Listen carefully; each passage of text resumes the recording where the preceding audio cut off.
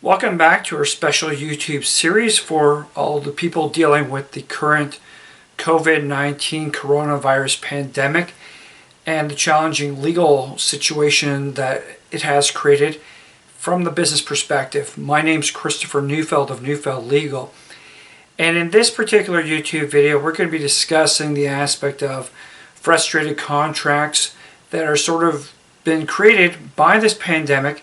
People having advanced money, deposited money, and having contracts in place. And what I'm finding more and more so is they're going back to the individuals and the businesses to whom they've given the money, and they're giving them excuses, rescheduling suggestions that are impractical, modifications that are impractical, but anything that's out there to not return the money that has been advanced, and the event or activity or plan that is being put forward is not going to be undertaken to the degree it's been undertaken.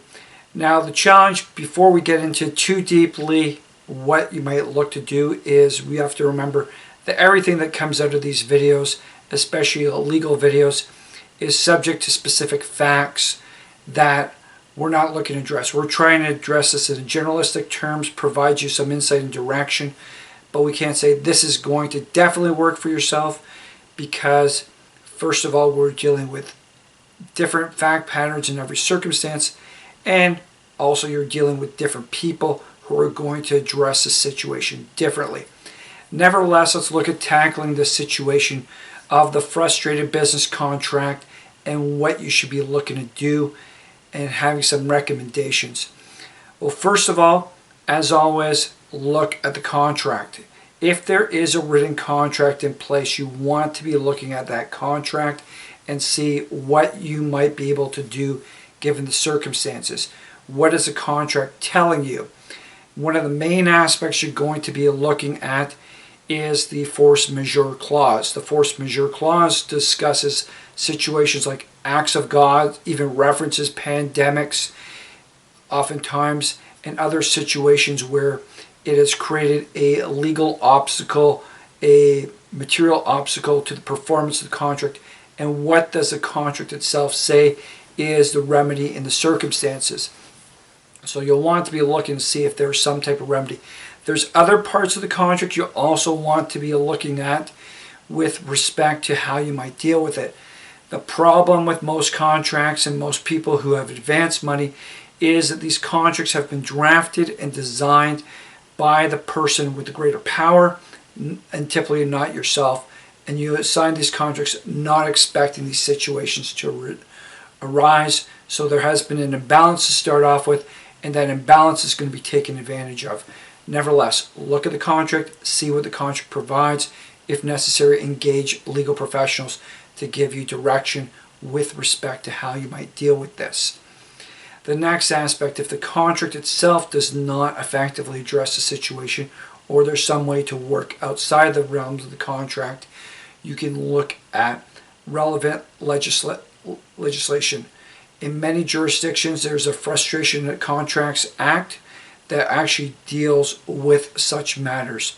It actually tackles scenarios where the business arrangement between two parties has been made impossible. And this is the key thing.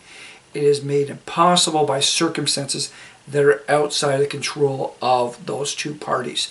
And the government stepping in and telling businesses to stop, people to social distance, people not to engage themselves, that in many respects creates that impossibility to fulfill the contract as it was anticipated. So in those circumstances, you can look to legislation. There might also be aspects in your jurisdiction with respect to consumer protection laws that you could also look towards that could give you some benefit, some way to dealing with these situations. Finally, there is the old standby, which is the common law. The common law, which is the basis for a lot of this stuff, actually does provide direction, remedies, although once again you'd have to go to court to get this pushed through and have the court decide what the common law really implies in this particular circumstance. But the common law does also talk about where a contractual arrangement, where a business arrangement has been made impossible and thus frustrated, the parties have come to an end and neither party has to fulfill the contractual terms. What that means is if it's made impossible, the retention of the money, the deposit, the advance has to come back to the person who had provided it, because the other party has no right to retain that money because the intended service was not provided. Naturally, the challenge is getting the other side to agree with your position, because they're going to find ways or attempt to find ways to suggest, as in rescheduling, modification of the arrangement, that is going to make your life more difficult, and not necessarily wanting to go to court to litigate over a process where the courts are already going to be backlogged, and it's going to be possibly months, if not years, until you get a final resolution, and you have to actually spend lots of time and money to get to that point. Hopefully, there are ways to address, negotiate, and deal with the other side so that they can provide you with the money that you have advanced to them and that they have now potentially no right to, or at least portions of that money. Sometimes there might be a scaling back. There might have been some initial work that was done which justifies their retaining a portion of it. Not the full amount, but an appropriate proportion amount that is justified. These are the challenges you face. These are the areas that you can look to and you can push forward with, given the fact that it is a very challenging situation that you find yourselves in, that everyone finds themselves in, and now you're having to push and fight and negotiate to get back the money which was not earned by the other side, and they're trying to change the deal with respect to yourself, and that deal might very well have been irrevocably made impossible. I hope you have found this YouTube video informative.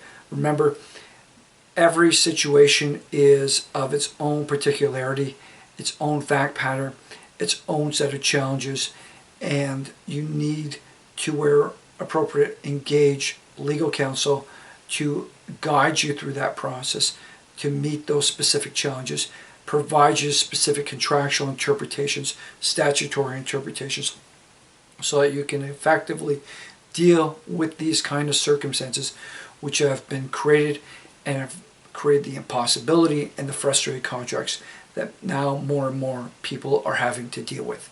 I hope you have found this informative, and I look forward to speaking with you again as we move forward and out of this pandemic crisis. Thank you.